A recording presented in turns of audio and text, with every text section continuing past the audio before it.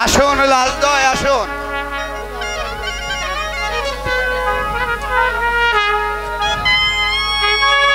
যান, আপনি এখানে বসুন। আসুন লালদয়, আপনি এখানে বসুন।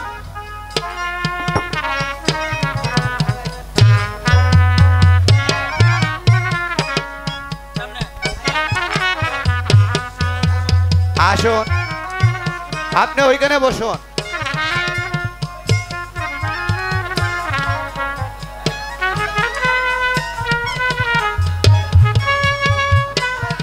মহারাজ, মহারাজ দয়,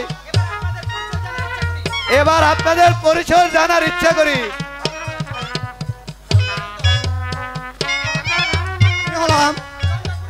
চন্দ্রপুরের রাজা, আমার নাম চন্দ্রকান্ত। হলাম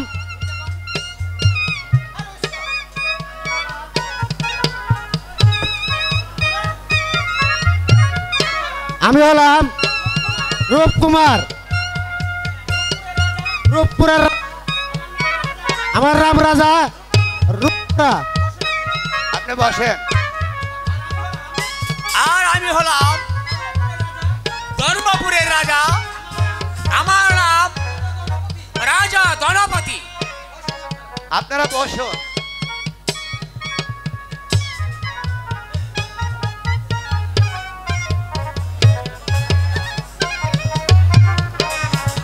রাজকুমারী, ওদের মধ্যে যাকে তোমার পছন্দ হয় তার গলায় বরমালা পরিয়ে দাও। সখী, এখানে কোন কোন দেশের রাজা আছে সখী? বলতো বলতো আমাকে। শোনো রাজকন্যা, বলি যে তোমারে গো, বলি যে তোমারে।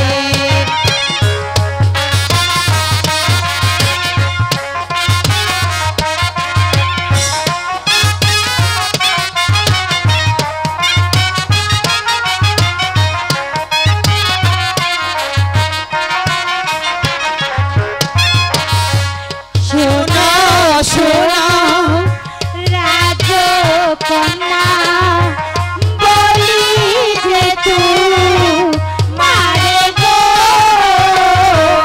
বলি যে তোমারে।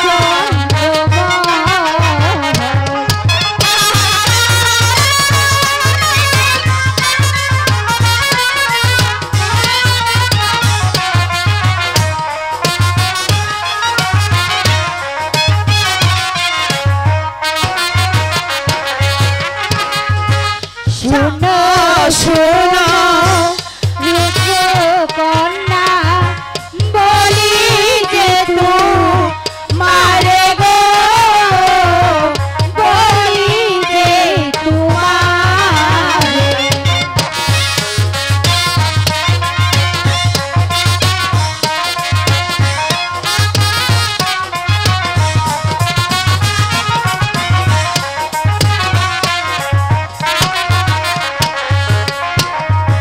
শোনো শোনো রাজকন্যা, বলি যে তোমারে গো, বলি যে তোমারে।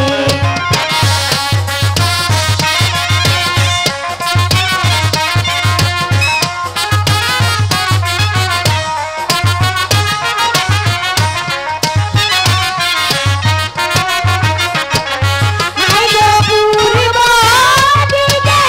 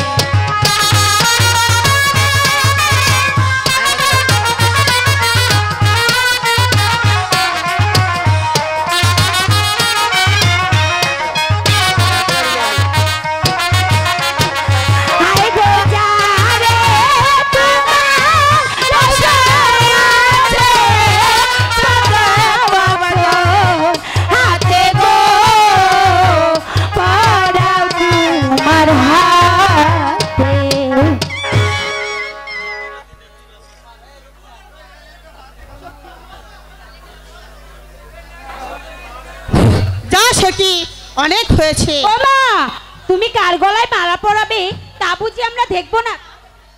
তাহলে তোরা বস। ঠিক আছে ঠিক আছে, আমরা বসতেছি। এই এই বসো বসো বসো। সাথী থেকো চন্দ্র সূর্য সাক্ষী বনে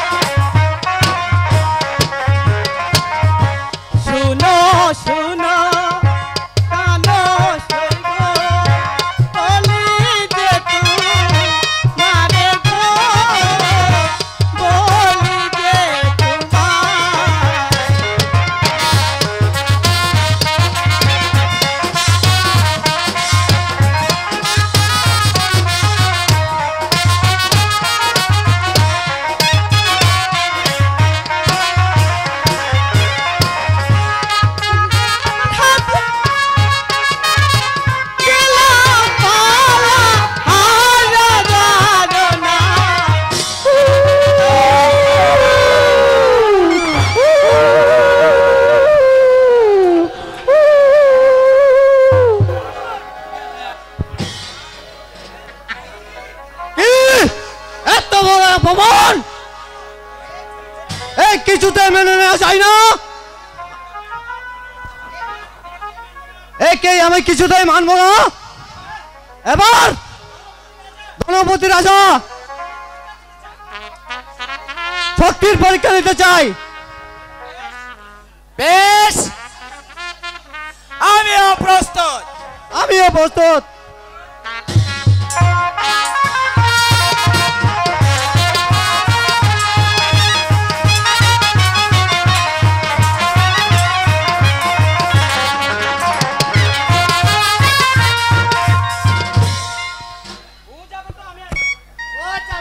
আছে বেশ, এসো।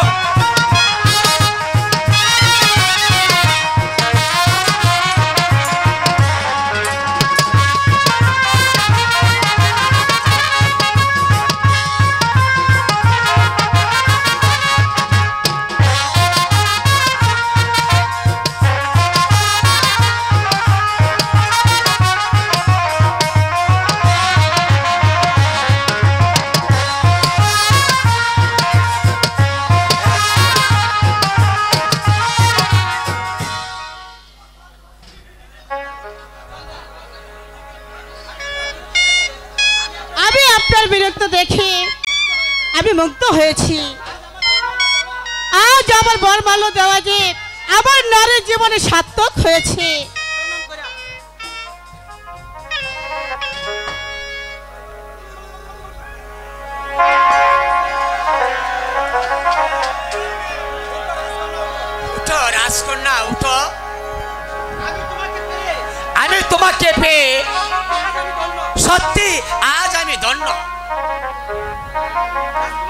রাজকুমারী আমি তাহলে আপনাদের ধর্মপুরে যাওয়ার ব্যবস্থা করে গিয়ে। হ্যাঁ হ্যাঁ, আপনি তাই করুন মন্ত্রী মশাই। তবে যাবার পূর্বে সবাইকে নিয়ে আনন্দ করে তারপর আমি যেতে চাই। ঠিক আছে, আমি তাই করছি।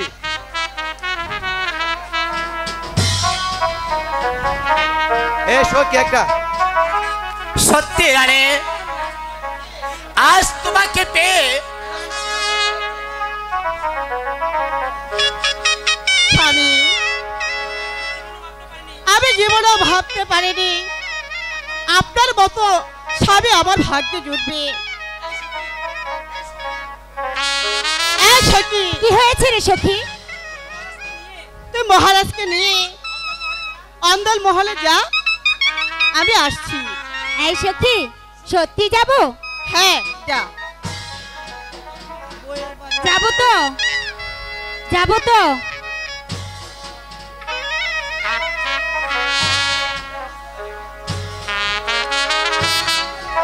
চলুন মহারাজ। চলুন। ঠিক আছে চলুন, সুযোগ যখন পাইছি স্যার মুখে লেগা।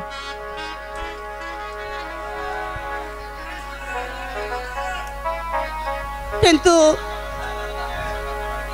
এখন আমি আমার প্রাণবন্ধুকে সংবাদ পাঠাবো কেমন করে? তাকে না পেলে যে আমার প্রাণ জুড়াবে না। সুন্দরী, আমি এসে গেছি, কিন্তু আমার ভিতরটা যে শুকিয়ে কাঠ হয়ে গেছে। কেন তোমার ভিতর পরে শুকিয়ে কাঠ হবে কেন? কি আমি বীরু, আমি মহাবীর হেকমত আলী, আমাকে তুমি বীরু বলছো? তুমি জানো আমি ঘর গড়তেও জানি, আবার ঘর ভাঙতেও জানি। সেই জন্য তো আমি তোমাকে প্রাণ দিয়ে ভালোবাসি। বলো বলো, আমাকে কি করতে হবে সুন্দরী? যাবার জন্য তৈরি হতে হবে। মানে আমি এই হ্যাঁ, সিংহ? আমার সেই সিন্ধুকে তুমি ঢুকবে। বেশ, এখানে গিয়ে সিন্ধুকটা খুলে দিবে তো সুন্দরী? হ্যাঁ খুলে দেব। সিন্ধুক খুলে না দিলে তুমি তো দম আটকে মরে যাবে। বেশ, তাই চলো। ঠিক আছে, তাই চলো।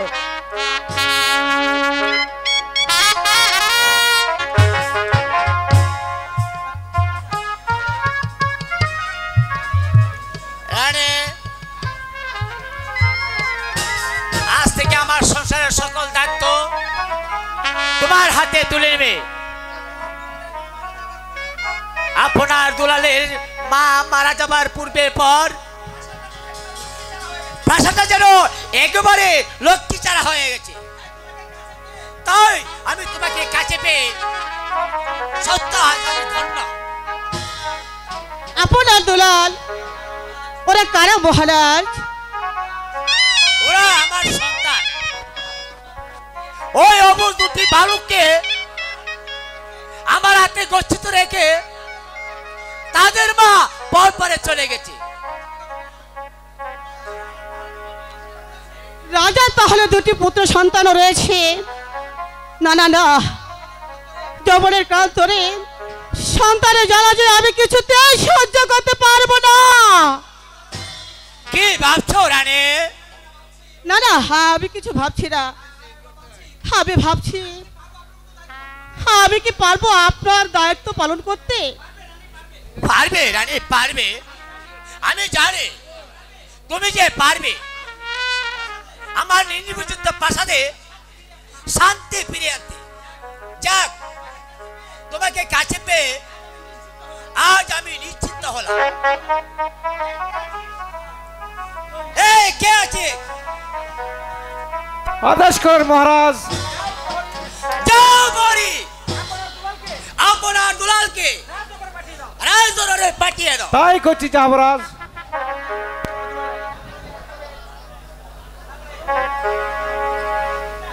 পিতা পিতা পিতা, আপনি ফিরে এসেছেন পিতা? হায় বাবা, আমি আমি কি না এসে থাকতে পারি? তোদের না দেখে আমি কি থাকতে পারবো? পিতা, পিতা, উনি কে? উনি কে পিতা? উনি হচ্ছে তোমাদের মা। আজ থেকে তোমরা তাকে মা বলে রাখবে। মা, আমাদের মা। এতদিন পর আবার আমরা আমাদের মাকে খুঁজে পেলাম।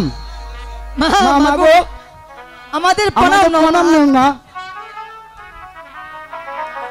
হাই কি আলা কারো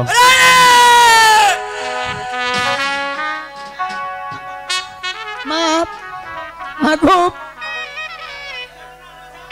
না না না রাজা, আমি পারবো না, আপনার সন্তান জ্বালা যন্ত্রণা সহ্য করতে। হে, আমি কিছুতেই পারবো না। মা গো, তুমি যদি আমাদের আদর কাছে টানে না নাও, তাকে মা বলে ডাকবো। কে আমাদেরকে আদর করে বুকে টেনে নিবে? বলবো না, বলো। আয় কি অপরাধ করছি মা গো, আপনার চরণে।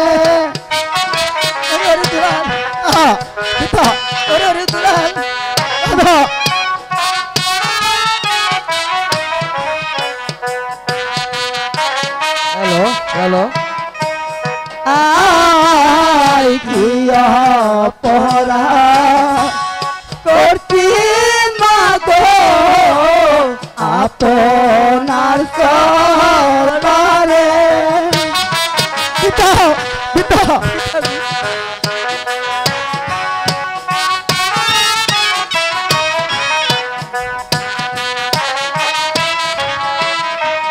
হাই গো,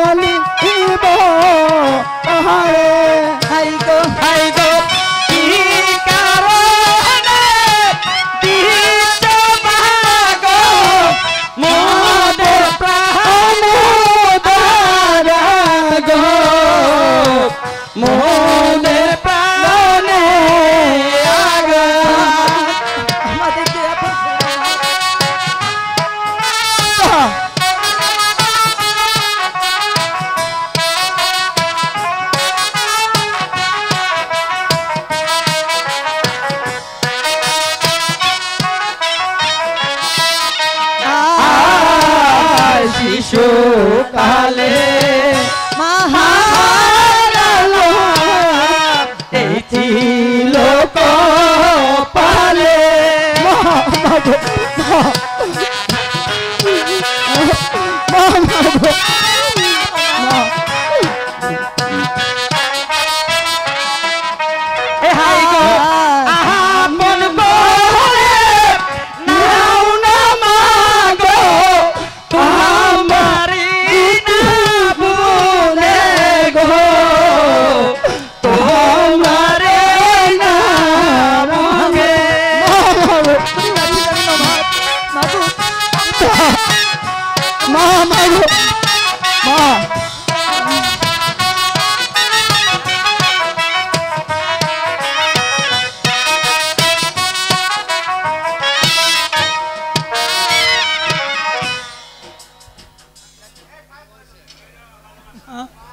মা গো, এমন করছো মা, তুমি আমাদেরকে আপন করে নাও।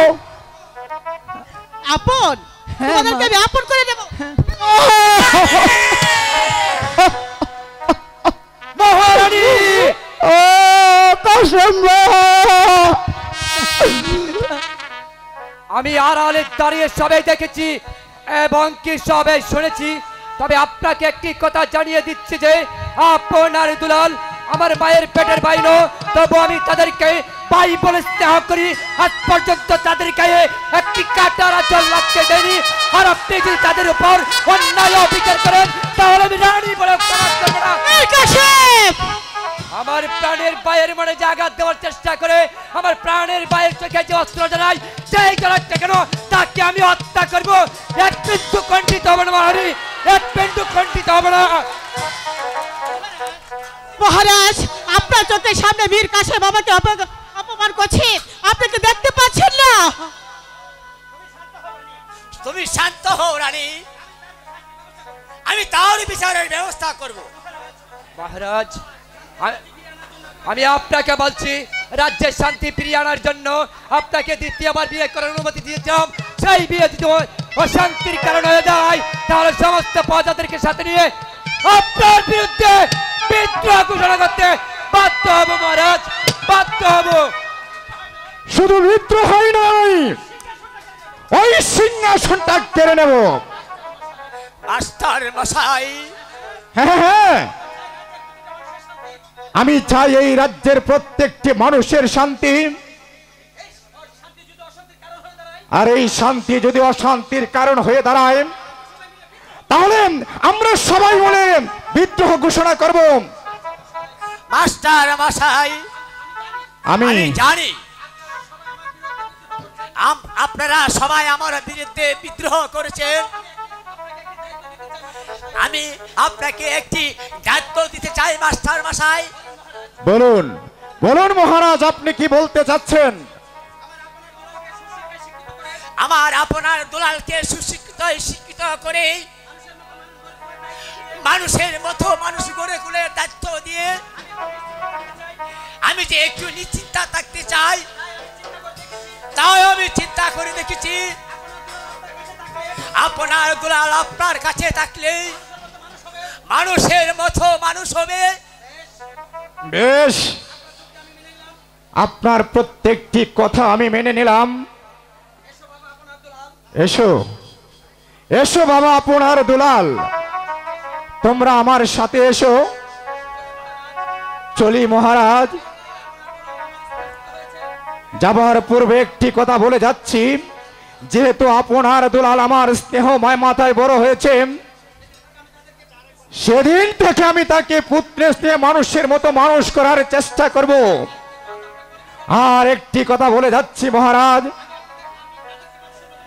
তাদেরকে আমি মানুষের মতো মানুষ করে তুলব। আমি জানি মহারাজ, একদিন আপনার দুলাল আপনার এই রাজ্যকে রক্ষা করবেন। আর রাজ্যকে রক্ষা করার দায়িত্ব সমস্ত মাস্টার আমি নিয়েছি।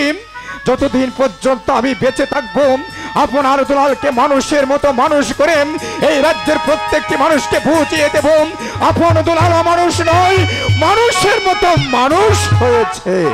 চলো চলো আপন দুলাল। আমিও আসি মহারাজ, তবে আপনি মহারানীকে জানিয়ে দিবেন, সে প্রাসাদে শান্তি ফিরিয়ে আনতে পারলেই, প্রজাদের মনে আনন্দর জোয়ার বয়ে দিতে পারলেই, তাহলে তাকে আমি মায়ের আসনে বসিয়ে শ্রদ্ধা করবো। আর তা যদি না হয়, কোনো অন্য কিছু পরিকল্পনা হয়, তাহলে আমি রানী বলেও ক্ষমা করবো না মহারাজ, রানী বলেও ক্ষমা করবো না, ক্ষমা করবো না। আমি জানি রানী,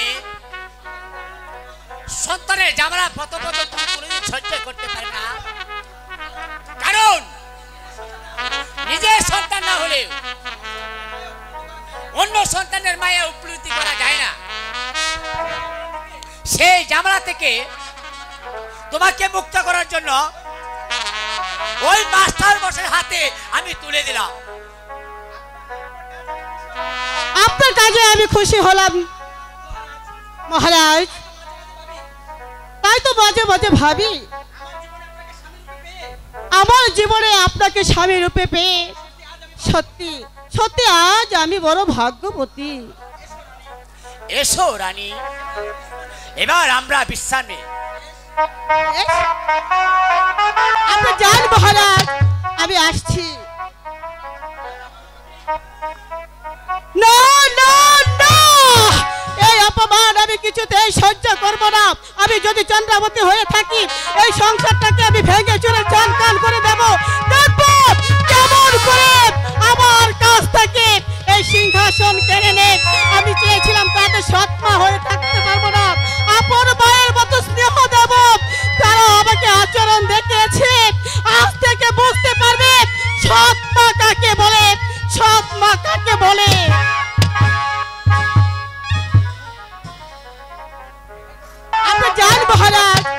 আমি আসছি। না না না, এই অপমান আমি কিছুতেই সহ্য করব না।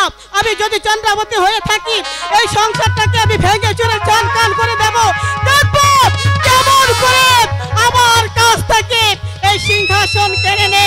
আমি চেয়েছিলাম তাদের সৎমা হয়ে থাকতে পারবো না, আপন মায়ের মতো স্নেহ দেব। তারা আমাকে আচরণ দেখিয়েছে, আজ থেকে বুঝতে পারবে সৎমা কাকে বলে, সৎমা কাকে বলে।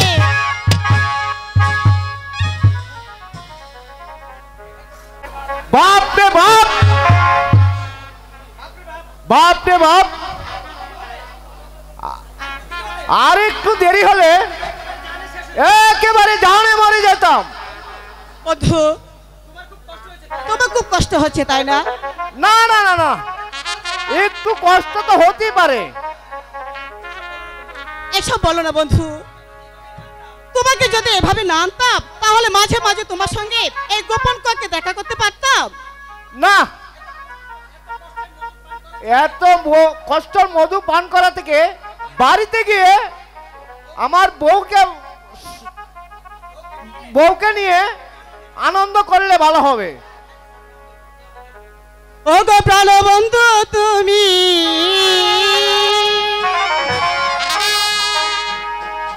ও গো প্রাণ বন্ধু, তুমি চলে যেও না।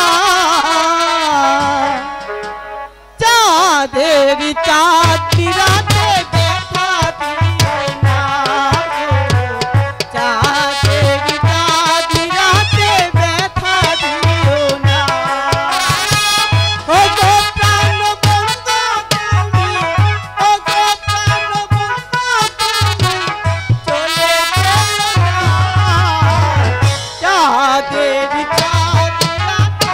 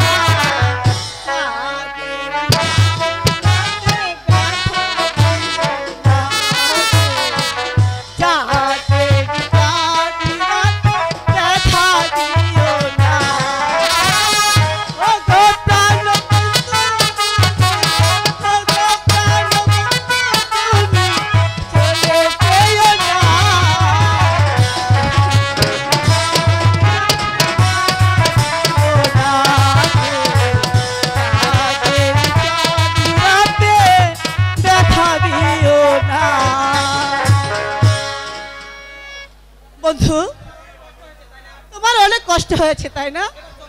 এবার চলো, আমাদের বিশ্রাম নিতে হবে। চলো।